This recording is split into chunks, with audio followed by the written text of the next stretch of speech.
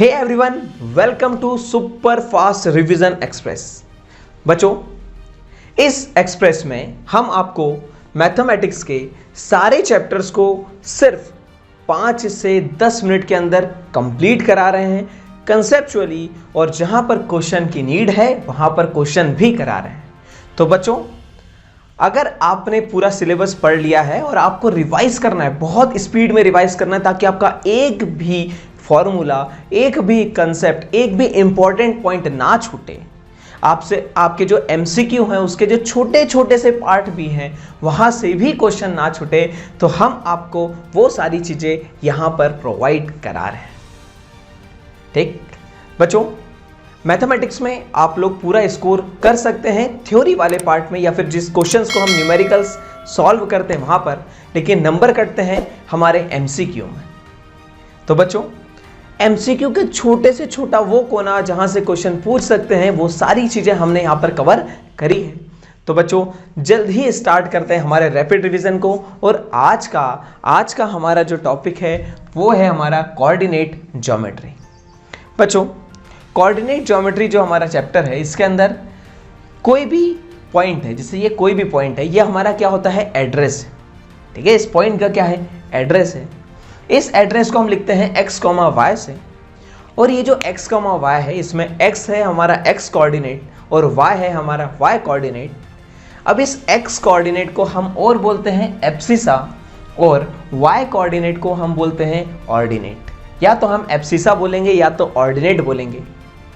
बच्चों, कहानी सिर्फ यहाँ खत्म नहीं होती है, कहानी आगे होती है कि इसकी डेफिनेशन वो पूछता है, the distance of a point X Y from y axis.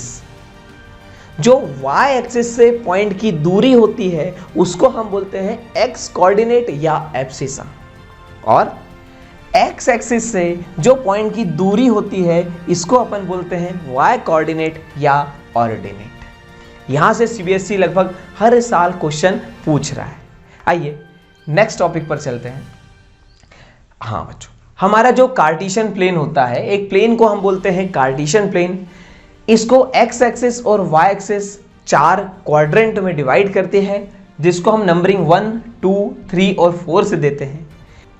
इस क्वाड्रेंट में बात करें तो x एक्सिस और y एक्सिस दोनों क्या है, पॉजिटिव है। तो इसका कोऑर्डिनेट जो आएगा वो x और y दोनों क्या आएंगे, पॉजिटिव। इधर जाएंगे तो x नेगेटिव, y पॉजिटिव। यहाँ वाले पर जाएंगे तो x भी नेगेटिव और y भी नेगेटिव। यहाँ पर जाएंगे तो x पॉजिटिव और y नेगेटिव। पहले हमेशा बात होगी x एक्सिस की यानी कि एब्सिसा की, और सेकंड बात होगी y एक्सिस यानी ऑर्डिनेट। बच्चों, याद ये रखना है, एब्सिसा या x कोऑर्डिनेट का मतलब डिस्टेंस फ्रॉम y एक्सिस, और ऑर्डिनेट का मतलब डिस्टेंस फ्रॉम x एक्सिस। ठीक है, चलिए नेक्स्ट है हमारा कुछ इंपॉर्टेंट फॉर्मूले, जिसमें सबसे पहला आता है डिस्टेंस फॉर्मूला। बच्चों, अगर दो पॉइंट हैं P और Q, ये है x1 y1, ये है x2 y2, इन दोनों के बीच की दूरी निकालना है तो हम लिखेंगे अंडर रूट में x2 माइनस x1 का होल स्क्वायर प्लस में y2 माइनस y1 का होल स्क्वायर। बच्चों, यहाँ पर हम x2 माइनस x1 करें या x1 माइनस x2 करें, स्क्वायर करेंगे तो नंबर हमेशा पॉजिटिव आएगा, इसका ध्यान रखना। यहाँ पर भी सेम चीज। आइए इसका एक क्वेश्चन देखते हैं, क्योंकि हमने बोला था कि जहां पर क्वेश्चन की आवश्यकता होगी वहां पर क्वेश्चन कराना जरूरी है। हमने दो पॉइंट लिए 2, 3 और 4, 1।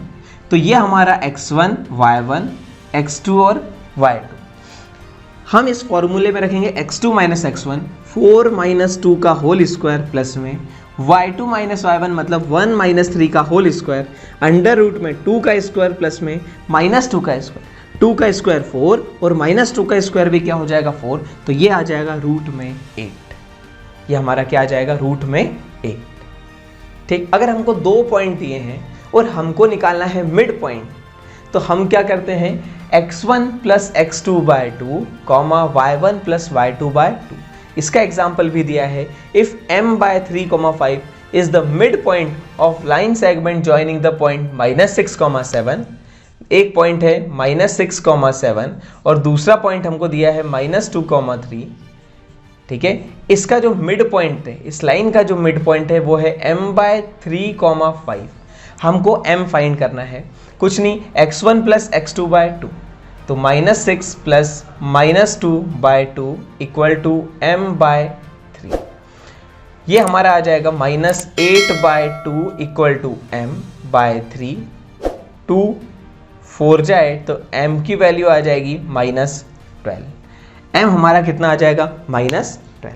बच्चों ऐसे क्वेश्चंस भी आते हैं। एक और इम्पॉर्टेंट टॉपिक आपको मैं बताता हूं जिसको बोलते हैं सेंट्रॉइड ऑफ अ ट्रायंगल। मान लीजिए एक ट्रायंगल है, इसके कोऑर्डिनेट दिए हैं x1, y1, ये दिया है x2, y2 और ये दिया है x3, y3। अगर ये तीन कोऑर्डिनेट दिए हैं और हमको पूछा है कि सेंट्रॉइड के कोऑर्डिनेट्स बताओ, इस पॉइंट के कोऑर्डिनेट बताओ, वो सिंपल होते हैं x1 plus x2 plus x3/3, y1 plus y2 plus y3/3। ये होता है हमारा सेंट्रॉइड, मतलब तीनों एल्टीट्यूड का इंटरसेक्शन पॉइंट को बोलते हैं सेंट्रॉइड। और ये होता है x1 plus x2 plus x3/3, y1 plus y2 plus y3/3। ये भी बहुत इंपॉर्टेंट कंसेप्ट है जो कि CBSE पूछता है। बच्चों अगला आता है हमारा सेक्शन फॉर्मूला, जिसके अंदर अगर हमारे पास दो पॉइंट्स दिए हैं, ठीक है, कोई भी दो ऐसे पॉइंट्स दिए हैं, ठीक है, ये है x1, y1, ये है x2, y2 और ये एक पॉइंट है जो कि इसको डिवाइड कर रहा है, मान लीजिए a b और ये p है, ये इसको रेशियो है m1 और ये m2, इसके कोऑर्डिनेट ले लिए x, y। बच्चों ये पॉइंट्स है। अब क्या है कि हमको इसके x और y निकालना है, तो m1 इधर वाला इंटू x इधर वाला, m1 x2 प्लस में ये m2 x1 डिवाइडेड बाय दोनों ratio m1 plus m2। y निकालना, उसमें भी m1 लिया है तो y2, m1 y2 plus m2 y1 bye m1 plus m2। अब एक क्वेश्चन लिया है आपके लिए, find the coordinate of the point which divide the line segment -1, 7 and 4, -3 in the ratio of 2:3। तो हमको यहाँ पर दे दिया x1 y1, x2 y2 और m1 और m2।